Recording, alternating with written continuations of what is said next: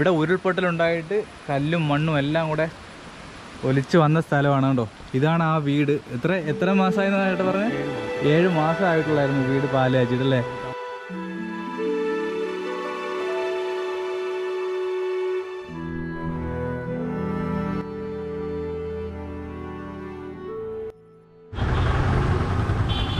ഇതൊരു പന്നി ഇറച്ചിക്കടയാണ് കേട്ടോ. നമ്മളെ നിലമ്പൂർ പന്നിയൊക്കെ ഇഷ്ടംപോലെ കിട്ടും കേട്ടോ. ഫ്രഷ് പന്നിയിറച്ചി. നമ്മളെ മലപ്പുറത്ത് പന്നിയിറച്ചി കിട്ടുമെന്ന് നമ്മളെ ജെയ്സൺ പോ പറഞ്ഞപ്പോഴാണ് അറിഞ്ഞത്. ഇതാണ് കട. പക്ഷേ ഇന്നിവിടെ കണ്ടെയ്ൻമെൻറ്റ് സോൺ ആയതുകൊണ്ട് ഇന്നിവിടെ നമുക്ക് കിട്ടത്തില്ല കേട്ടോ. എനിക്കിങ്ങനെ കാണിച്ചു തരാൻ വേണ്ടി വന്നതാണ് ഇവിടെ പന്നിയിറച്ചി കിട്ടുമെന്ന്. അങ്ങനെ ഓക്കെ, ഇവിടെ പന്നിയെല്ലാം ഫുൾ അവൈലബിൾ ആണല്ലേ. പക്ഷെ നമ്മളെ കൊല്ലത്ത് പന്നിയിറച്ചി ആയിട്ടുള്ള ഷോപ്പ്, മീറ്റ് ഷോപ്പ് കണ്ടിട്ടില്ല. പക്ഷേ നിലമ്പൂര് അവൈലബിൾ ആണല്ലേ. ക്രിസ്ത്യൻ അത്യാവശ്യം ഉണ്ട്. ഓ ശരി. പക്ഷേ തുറന്നിരുന്നെങ്കിൽ ഞാൻ കാണിച്ചു തരായിരുന്നു. ഞാൻ പന്നി കഴിച്ചിട്ടൊക്കെ ഉണ്ട്. പക്ഷേ നമ്മൾ പണ്ടങ്ങാണ്ട് കഴിച്ചതാ, അല്ലാതെ നമ്മൾ അങ്ങനെ കഴിക്കാറില്ല. ഇവിടെയും അവൈലബിൾ ആണ്. അപ്പോൾ മലപ്പുറം ജില്ല എന്ന് പറയുമ്പോൾ ചിലപ്പം പന്നിയൊന്നും കിട്ടത്തില്ലെന്ന് വിചാരിച്ചു. അപ്പോൾ കണ്ടപ്പം ജസ്റ്റ് ഒന്ന് നോട്ട് ചെയ്ത കാര്യമാണ് കേട്ടോ. നമ്മളിന്ന് പോകാൻ പോകുന്നത് ദുരന്ത ഭൂമിയായ കവളപ്പാറയിലോട്ടാണ്. നിലമ്പൂരിൽ നിന്ന് 20 കിലോമീറ്റർ ഡിസ്റ്റൻസ് ആണ്. 2 വർഷം മുമ്പ് ഒരു വലിയൊരു ട്രാജഡി നടന്ന കവളപ്പാറയിലോട്ടാണ് നമ്മൾ ഇന്നത്തെ യാത്ര എന്ന് പറഞ്ഞത് കേട്ടോ. അപ്പോൾ അവിടെ പോയിട്ട് നമുക്ക് അവിടുത്തെ ഇപ്പോഴത്തെ ഒരു അവസ്ഥയും കാര്യങ്ങളും ഒക്കെ കാണാം. അതാണ് നമ്മൾ ഇന്നത്തെ വീഡിയോ എന്ന് പറയുന്നത്. അപ്പം ഇന്ന് ഞാൻ നിലമ്പൂരിൽ നിൽക്കുകയാണ്. നാളെ നമ്മൾ കേരളത്തിൽ നിന്ന് വിട്ടിട്ട് തമിഴ്നാട്ടിലോട്ട് പോകാനാണ് പോകുന്നത്. അപ്പോൾ തമിഴ്നാട്ടിലോട്ട് പോകുമ്പോൾ ഇപ്പോൾ RT-PCR വേണമെന്നും വേണ്ടെന്നൊക്കെ പറഞ്ഞിട്ടുണ്ട്. അപ്പോൾ അത് എങ്ങനെയാണെന്ന് കാര്യങ്ങളൊക്കെ അടുത്ത വീഡിയോയിൽ കാണാം. നാളെ എന്തായാലും രാവിലെ ഇവിടെ നിന്ന് ഇറങ്ങും, നേരെ തമിഴ്നാട്ടിലോട്ടാണ്. അപ്പോൾ നമുക്ക് ഇന്ന് കവളപ്പാറയിൽ പോയിട്ട് കവളപ്പാറയിലെ ഇപ്പോഴത്തെ അവസ്ഥ, അവിടുത്തെ വിശേഷങ്ങളും കാര്യങ്ങളും ഒക്കെയാണ് നമ്മൾ ഇന്നത്തെ വീഡിയോ എന്ന് പറയുന്നത്. അപ്പം ഇവിടുന്ന് 20 കിലോമീറ്റർ ആണ്. ഒരു അരമണിക്കൂർ മതിയല്ലോ, 3/4 മണിക്കൂറിനുള്ളിൽ നമ്മൾ കവളപ്പാറ എത്തും. എന്നിട്ട് നമുക്ക് അവിടെ എത്തിയിട്ട് അവിടുത്തെ ഇപ്പോഴത്തെ സാഹചര്യങ്ങളൊക്കെ ഞങ്ങൾക്ക് കാണിച്ചിരുന്നു.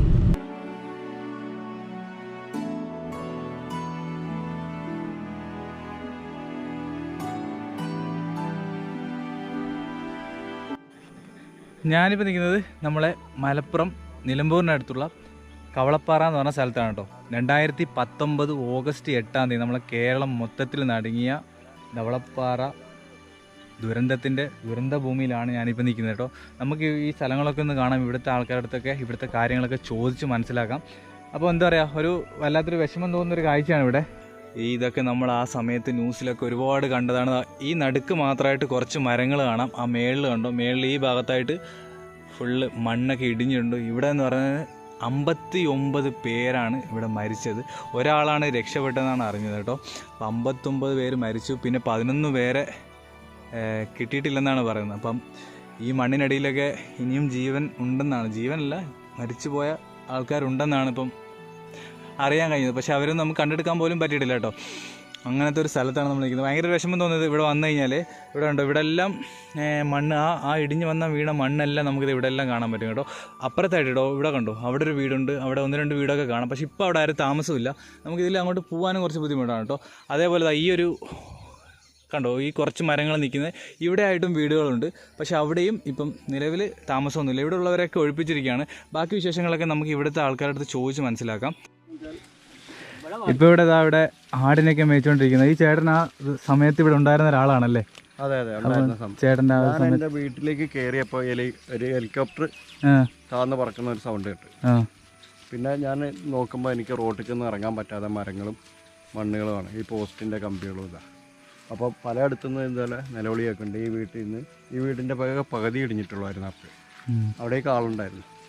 അവരെല്ലാവരെയും കൊണ്ട് ഞാൻ എൻ്റെ വീട്ടിൽ കൊണ്ടാക്കിയാണ്. ഞങ്ങൾ നേരം വെളുക്കുന്നവരെ 100 ചില്ലോൻ ആൾക്കാർ എൻ്റെ വീട്ടിലായിരുന്നു. അത് ശരി. ഞാൻ രാത്രി ടോർച്ചടിച്ച് നോക്കുമ്പോൾ ഒരു 12 മണിക്ക് പിന്നെ വെള്ളം കാണുന്നത്. ഈ കവളപ്പാറ തോട് ഈ മണ്ണിടിഞ്ഞിട്ട് കെട്ടി നിൽക്കുകയായിരുന്നു. ഇവിടെ ഒരു തോടുണ്ടായിരുന്നല്ലേ? ഈ തോട് ഇപ്പോഴും നിലവിലുണ്ട്. അങ്ങനെ പിന്നെ ഫോൺ ബന്ധം ഇല്ല. 2 ദിവസം മുമ്പ് കറണ്ട് പോയിരുന്നു. മൊത്തത്തിൽ നിലമ്പൂരിൽ നിന്ന് ഇങ്ങോട്ട് മൊത്തത്തിൽ ഇല്ലായിരുന്നു. അപ്പോൾ ഞാൻ മെഴുതിരി വാങ്ങി വരുന്ന സമയത്താണ് ഈ സംഭവം നടക്കുന്നത്. എൻ്റെ ബൈക്കൊക്കെ പൊടിയായി പോയതാണ്. ഈ ഇവിടെ വെച്ചിരുന്ന ബൈക്ക് ഒക്കെ പോയി. എൻ്റെ മകൻ കുറച്ച് മേളിലുണ്ടായിരുന്നു. ആ വീട്ടിൽ 9 ആളുണ്ടായിരുന്നു. ഒരു കുട്ടി മാത്രം പുറത്ത് ചാടി. അപ്പോൾ എൻ്റെ മകൻ പോയി നോക്കിയപ്പോൾ ആ കുട്ടീൻ്റെ ഒരു ഞെരുക്കം കിട്ടി. അപ്പോൾ എൻ്റെ മകനും എൻ്റെ കൂട്ടുകാരന്മാരെല്ലാം കൂടി ആ കുട്ടിയെ മാന്തിയെടുത്തു. കഴുകിക്കൊണ്ടിരിക്കുമ്പോഴാണ് ഞാൻ ഈ സംഭവം പള്ളീൻ്റെ മേളിക്കാണ് സംഭവിച്ചിട്ടുള്ളതെന്ന് പറഞ്ഞുകൊണ്ട് ആൾക്കാർക്ക് നിൽക്കുന്നത്. ഞാൻ അപ്പുറത്ത് റബ്ബർ തോട്ടത്തിൽ കൂടെ പോയി അവരോട് പറഞ്ഞപ്പോഴാണ് ഈ സംഭവം തന്നെ അറിയുന്നത്. പിന്നെ നേരം വെളുത്തിട്ട് നമുക്ക് എന്തെങ്കിലും ചെയ്യാൻ പറ്റിയിട്ടുണ്ട്. നേരം വെളുത്തിട്ട് ചെയ്യാനെന്ന് വെച്ചാൽ പനങ്കയം പാലം ആകെ മൂടിക്കിടക്കുകയാണ്. പിന്നെ MLA അറിയിച്ചു. MLA രാത്രി നേരം വെളുക്കുന്നേരം മുമ്പ് അവിടെ എത്തി പത്രക്കാരെയും കൊണ്ട് JCB കൊണ്ട് ആ പനങ്കയം പാലം മരങ്ങളും ഇത് മാറ്റിയിട്ടാണ് ഇവിടെ വരുന്നത്. എന്നിട്ടാണ് ഈ പുറം ലോകം അറിയുന്നത് തന്നെ. ഓക്കെ. അപ്പൊ ഇത് നടക്കുന്നതിന് മുമ്പ് എങ്ങനെ ഈ മലയുടെ മേളിലായിട്ടാണ് ആൾക്കാർ താമസിച്ചിരുന്നത്? ഏകദേശം ചരിവുകളിലെല്ലാം വീടുണ്ട്. ഈ താഴെ ആയിട്ടല്ലേ? ഈ താഴെ ഇവിടെയൊക്കെ ആയിട്ട് തൂവം വെച്ചിരിക്കുന്നതിന്റെ താഴെ ആയിട്ട് ഇങ്ങനെ നിരത്തി വീടുണ്ടായിരുന്നു. ആ റബ്ബറിന്റെ ഇടയിൽ 10-12 വീടുണ്ട്. അവർക്കൊന്നും പറ്റിയിട്ടില്ല. അവര് വേറെ മാറി നിന്നോണ്ട് അവർക്കൊന്നും സംഭവിച്ചിട്ടില്ല. ഇപ്പൊ ഇവിടെ താമസിച്ചിരുന്നവരൊക്കെ ഇപ്പൊ എവിടെയാണ്? ഇപ്പൊ നെട്ടിക്കുളവും അങ്ങനെ പല ഭാഗത്ത് കുറച്ച് ആൾക്കാർ വാടകയ്ക്ക് താമസിക്കുന്നത്. പെരപ്പണി തീർന്നുകൊണ്ടിരിക്കുന്നുണ്ട്. ഇതുവരെ കിട്ടിയിട്ടില്ല ഫുള്ളായിട്ട് പൈസ കിട്ടിയിട്ടുണ്ട്. പെരപ്പണി നടന്നുകൊണ്ടിരിക്കുക. പൂർത്തീകരിച്ചത് ഒരു 10-75 വീടിന്റെ പൂർത്തീകരിച്ചിരിക്കുന്നു. പിന്നെ സംഘടനകൾ പെര കൊടുത്തിരിക്കുന്നു. യൂസുഫ് അലി സാറിന്റെ ഒരു 33 പെര, അതിന് സർക്കാർ ഭൂമി വാങ്ങി കൊടുത്തതാണ്. അവരൊക്കെ താമസമായി. അങ്ങനെ ഇനി ഞങ്ങൾ ഇപ്പം ഈ 1-ാം തീയതി ഒരു 26 പേരൊക്കെയും കൂടി പാസ്സാക്കിയാണ്. 10 ലക്ഷം പേര്. ഇവിടെ അന്ന് താമസിച്ചിരുന്നവരൊക്കെ എന്ത് ജോലിയൊക്കെ ചെയ്തുകൊണ്ടിരുന്ന ആൾക്കാരായിരുന്നു? പല കൂലിപ്പണിക്കാരും. ഒരാൾ മാത്രമേ ഒരു ഉദ്യോഗസ്ഥനുള്ളായിരുന്നു, മിലിറ്ററിക്കാരൻ. വിഷ്ണു മരിച്ചു. എൻ്റെ മകൻ്റെ ക്ലാസ്മേറ്റ് ആയിരുന്നു. അത് ശരി. അവരൊക്കെ ഇവിടെ ഉണ്ടായിരുന്നു അല്ലേ? രാത്രിയാണ് സംഭവിക്കുന്നത്. ഇത് രാത്രി 7:50. 7:50. ഇപ്പം രാവിലെ ഒന്നും ചെയ്യാൻ ഇങ്ങോട്ട് വരാനുള്ള ബുദ്ധിമുട്ടുണ്ടായിരുന്നല്ലേ? ചാലിയാർ പുഴ നിറഞ്ഞു കവിഞ്ഞിരിക്കുന്നു. ഈ തോട്ടിലെ വെള്ളവും ചാലിയാറിൻ്റെതും കൊള്ളൂലായിരുന്നു. അതിൻ്റെ മേളിൽ നിങ്ങൾ വന്ന പാലല്ലേ, ഇവിടെ വന്ന പാലത്തിൻ്റെ മേളിൽ JCB-നെ കാട്ടി ഹൈറ്റിൽ മരങ്ങളും ചപ്പുകളും വന്ന് കൂടിയിരുന്നു. രാവിലെ പിന്നെ ആ JCB കൊണ്ട് മാറ്റിയിട്ടാണ് ഇവിടെ എത്തുന്നത്. ഇപ്പം നിങ്ങൾ എത്ര കുടുംബങ്ങളുണ്ട് ഈ പരിസരത്ത്? ഇപ്പം പരിസരത്ത് എന്ന് വെച്ചാൽ ഒരു 10-45 ആൾക്കാരുണ്ട്. ഇനിയിപ്പോൾ 26 ആളും കൂടെ പോയാൽ അതിൻ്റെ ബാക്കി ഉണ്ടാവുള്ളൂ. ഇപ്പൊ ഈ കാണുന്ന ഈ വീടിന് ഇവിടെ ഒന്നും പ്രശ്നമൊന്നും ഇല്ലായിരുന്നല്ലേ? ഈ റോഡിലൊന്നും പ്രശ്നമില്ലായിരുന്നു. ഇവിടെയൊക്കെ ആകെ മണ്ണായിരുന്നു ഇവിടെ എല്ലാം. ഇതൊക്കെ ഇതിലിപ്പോ സംഭവിച്ചതാ. ഈ വീടൊക്കെ പൊളിഞ്ഞിരിക്കുന്നുണ്ടല്ലേ ഈ കാണുന്നത്? ഇവർക്കൊക്കെ പാസ്സായിട്ടുണ്ട്. മരണം നടന്ന 1 മാസത്തിനുള്ളിൽ തന്നെ മരിച്ചവർക്ക് 4 ലക്ഷം സർക്കാർ കൊടുത്തിരുന്നു. Okay okay. പിന്നെ അടിയന്തരമായിട്ട് സർക്കാർ ഈ പഞ്ചായത്തിൽ പ്രളയം ബാധിച്ച എല്ലാവർക്കും 10,000 രൂപ കൊടുത്തിരുന്നല്ലേ? എനിക്കും കിട്ടിയതാ. ആണല്ലേ? ഓക്കെ. സർക്കാർ ചെയ്യുന്ന കാര്യങ്ങളൊക്കെ ചെയ്തിട്ടുണ്ട്. ഓക്കെ. ഇനിയിപ്പോ ഞങ്ങൾക്ക് ഒരു പരാതി ഉള്ളതെന്ന് വെച്ചാൽ ഇവിടെ ഒരു 10-16 പേരക്കാരുണ്ട്. അവർക്കും കൂടി എന്തെങ്കിലും സഹായം ചെയ്താൽ വേറെ ഇവിടെ ഇനിയൊരു ദുരന്തത്തിന് ഇടവരുത്തരുത്. ഒരു 10-250 വീടുകാർ ഒന്നിച്ച് താമസിച്ചുകൊണ്ടിരുന്ന 16 പേരെ മാത്രം ഇവിടെ ബാക്കിയാവുക എന്ന് പറഞ്ഞാൽ ഭയങ്കര കഷ്ടമുള്ളൊരു കാര്യമാണ്. അതെ. ഇനിയിപ്പോ ഈ കാണുന്ന കുറച്ച് വീടുകളൊക്കെ ഉള്ളല്ലോ ഈ ഭാഗത്തല്ലേ? അപ്പുറത്തും മലയാണ്.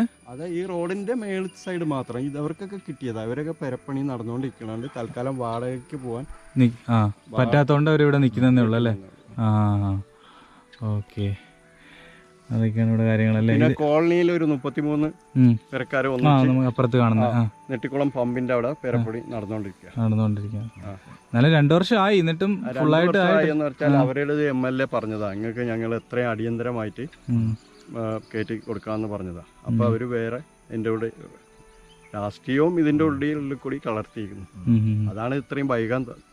അത് ലേറ്റ് തന്നെയാണല്ലേ? കാരണം 2 വർഷം ഫണ്ട് പാസ്സാക്കിയിട്ട് അവരെ കിട്ടിയിട്ട് എത്ര കൊല്ല എന്ന് തന്നെ അന്വേഷിച്ചു. ഫണ്ട് കൈപ്പറ്റിയിട്ട് ഇത് കളക്ടറിൽ നിന്ന് ഇത് വാങ്ങിയിട്ട് അവര് വാങ്ങിയ അത് ബാങ്കിൽ ഒക്കെ ഡിപ്പോസിറ്റ് ചെയ്തു. അങ്ങനെയൊക്കെയാണ്. ഈ മരത്തിന്റെ അതിലേക്കൂടെ ഒരു വഴിയുണ്ട്, അതിലേ പോയാൽ ഫുള്ളാ തോടും കൂടെ കാണാം. ആണല്ലേ? അപ്പം ഇതൊക്കെയാണ് നമ്മൾ ഇവിടെ വന്നപ്പം അനുഭവം എന്ന് പറയുന്നത് കേട്ടോ. പിന്നെയെന്ന് വെച്ചാൽ 2 വർഷമായിട്ടും എല്ലാവർക്കൊന്നും വീട് കൊടുക്കാൻ പറ്റിയിട്ടില്ലെന്നാണ് അറിഞ്ഞത്. അപ്പോൾ അത് വളരെ മോശമായിട്ടുള്ള കാര്യമാണ്. ഇത്രയും എന്താ പറയുക, ഒരു ദുരന്തം നടന്നവർക്ക് അതിൻ്റെ അടിയന്തര സഹായം എത്രയും പെട്ടെന്ന് കൊടുക്കാൻ പറ്റണം എന്നാണ് എൻ്റെ അഭിപ്രായം. നമുക്ക് എന്തായാലും ഇവിടുത്തെ തോടും കൂടെ ഒന്ന് കാണാം. ഇതുണ്ടോ നമ്മൾ ഈ നടന്നു പോകുന്ന ഭൂമി പറയുമ്പോൾ ഒരു എന്താ പറയുക, ഇവിടെ ഇത്രയും ആൾക്കാർ മരണപ്പെട്ടൊരു സ്ഥലം കൂടിയാണ് കേട്ടോ. നമ്മൾ ഈ നടക്കുന്ന ഓരോ സ്റ്റെപ്പും വളരെ വിഷമത്തോടെയാണ് നടക്കുന്നത്. കാരണം ഈ മണ്ണിൻ്റെ അടിയിൽ എന്ന് പറഞ്ഞാൽ നമുക്കൊന്നും വിചാരിക്കാൻ പറ്റാത്ത രീതിയിലുള്ള കാര്യങ്ങൾ നടന്നൊരു സ്ഥലം കൂടിയാണ്. അപ്പം ഇപ്പോൾ ഇവിടെ ആടിനെയൊക്കെ മേയ്ക്കലും കാര്യങ്ങളൊക്കെ ഉള്ളൂ. ഈ ഏരിയയിൽ അവിടെ എല്ലാം നമുക്ക് വീട് കാണുന്നുണ്ട് കേട്ടോ. ഈ മലയുടെ തട്ടിലൊക്കെ ഓരോ വീടുണ്ട്. നിങ്ങൾക്ക് ഗോപ്രോയിലായതുകൊണ്ട് അത്ര കിട്ടത്തില്ല, എനിക്ക് സൂം ചെയ്ത് കാണിക്കാൻ പറ്റത്തില്ല. പക്ഷേ ഇവിടെ വീടുണ്ട്, പക്ഷെ അവിടെ താമസമൊന്നുമില്ല കേട്ടോ. ഇവിടെയാണ് തോടുണ്ടോയെന്ന് പറഞ്ഞു. ഇപ്പോൾ അവിടെയൊക്കെ പശു മേയുന്നുണ്ട്, അതൊക്കെയാണ്. എന്തായാലും നമുക്ക് അങ്ങോട്ട് പോകാൻ പറ്റുമെങ്കിൽ അവിടെ ഒരു വീടിൻ്റെ കൂടെ ഞാൻ കാണിച്ചു തരാം. ഇതാണ് നമ്മുടെ ദുരന്തം നടന്ന സ്ഥലം എന്ന് പറയുന്നത്. ഈ ഏരിയയിലൊക്കെയാണ് വീടുണ്ടായിരുന്നത്. അതിൻ്റെ തൊട്ടടുത്തുണ്ടോ ഇവിടെ തോട് ഇങ്ങനെ ഒഴുകുന്നുണ്ട് കേട്ടോ. അതുകൊണ്ട് അങ്ങോട്ട് പോകാനുള്ള കാര്യം വളരെ ബുദ്ധിമുട്ടായി. രക്ഷാപ്രവർത്തനത്തിന് വണ്ടിയൊക്കെ പോകണമെങ്കിലും ബുദ്ധിമുട്ടായിരുന്നു. ഇപ്പോൾ ഇവിടെ മണ്ണൊക്കെ മാന്തിയിട്ടതാണോ അതോ മണ്ണ് ഇടിഞ്ഞു വന്നതാണോ എന്ന് അറിയാൻ വയ്യ. ഇപ്പോൾ നിലവിലെ കണ്ടീഷൻ ഇതാണ്. ഇവിടെയൊക്കെ അപ്പുറത്ത് കാണുന്നത് ഒരു വീടാണ്, ഞാനത് കാണിച്ചു തരാം ക്ലിയർ ആയിട്ട്.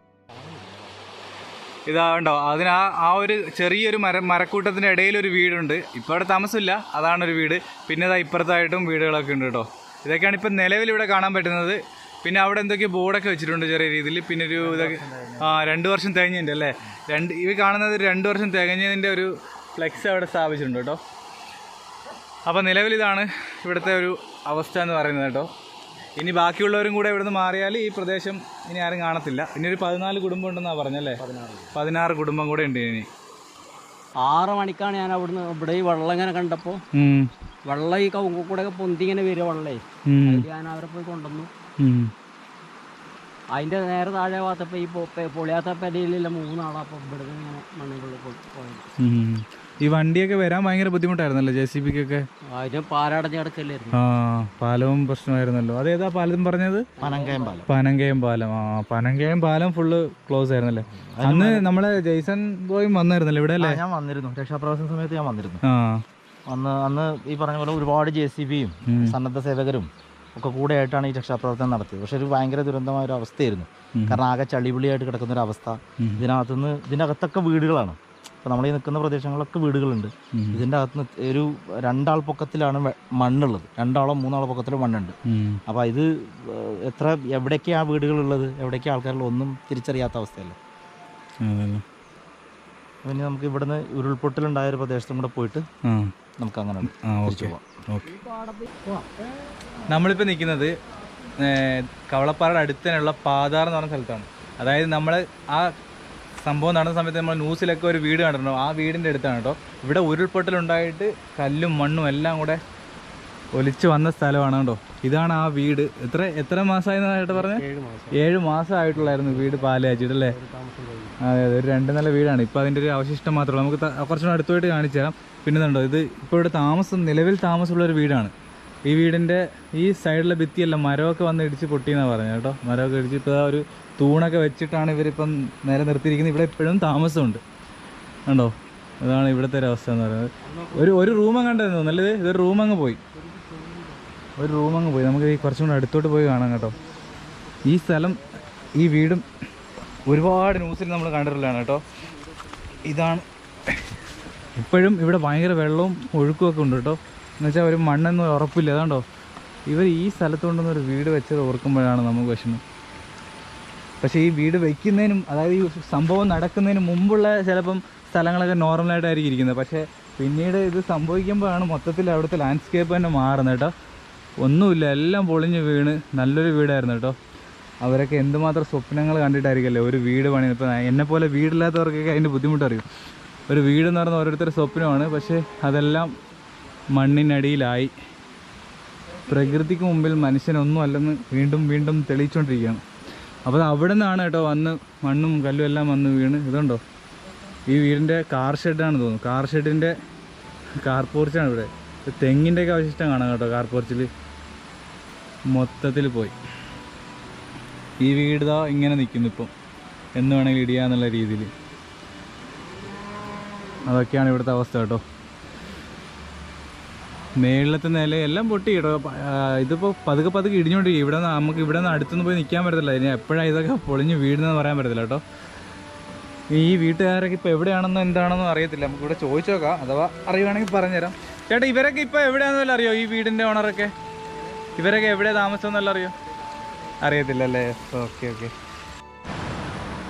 ഇതാണ് ഈ വീടിൻ്റെ സൈഡ് ഭാഗം കേട്ടോ. ഇതാ ഇപ്പുറത്തുണ്ടോ മണ്ണും കല്ലും ഒക്കെ പതിച്ചിരിക്കുകയാണ്. ഇതാ ഇത് വീടിൻ്റെ ബാക്ക് സൈഡ് എത്തി നമ്മൾ കണ്ടോ. ഇതാണ് ഈ വീടിൻ്റെ ബാക്ക് സൈഡ് എന്ന് പറയുന്നത്.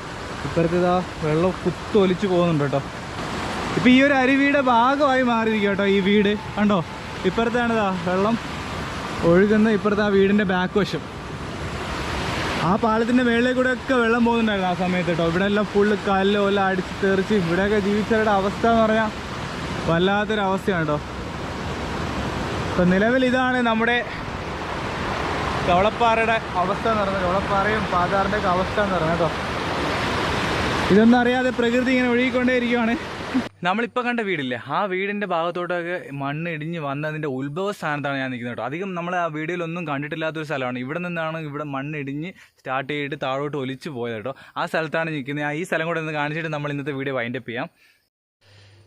നമ്മളിതാ ഈ കാണുന്ന മല ഉണ്ടോ, ഈ ഒരു കാണുന്ന മലയിൽ നിന്ന് ആണ് മണ്ണിടിച്ചിലുണ്ടായിട്ട് പൊട്ടി ഒഴുകി ഇതിലേ കൂടിയാണ് നമ്മൾ നേരത്തെ കണ്ട വീടിൻ്റെ അടുത്തൊക്കെ മണ്ണിടിഞ്ഞ് പോയട്ടോ. അന്ന് ഇപ്പം ഇത് ഒരുപാട് മാറ്റം വന്നു. അന്നത്തെ അവസ്ഥയൊന്നും ആയിരിക്കത്തില്ല. ഇതൊക്കെ പിന്നീട് വന്ന ചെടികളും കാടുകളും ഒക്കെയാണ്. ഈ പോസ്റ്റായാലും ഇതെല്ലാം പിന്നീട് വന്നതാണ് കേട്ടോ. ഇവിടെ നിന്ന് ഇതിലെ കൂടെ ഫുൾ ഒലിച്ചിറങ്ങിയതാണ്. ഇപ്പം കുറച്ച് മാറ്റങ്ങളൊക്കെ വന്നു, കാടൊക്കെ ആയി. ഈ ഒരു മലയിൽ നിന്നായിരുന്നു ഇതിൻ്റെ ഉത്ഭവം എന്ന് പറഞ്ഞത് കേട്ടോ. അപ്പോൾ ഉത്ഭവ സ്ഥാനം കൂടെ ഒന്ന് കാണാൻ വേണ്ടിയാണ് നമ്മൾ ഇങ്ങോട്ട് വന്നത്. അപ്പോൾ ഇതാണ് ഇവിടുത്തെ നിലവിലുള്ള അവസ്ഥ എന്ന് പറയുന്നത് കേട്ടോ.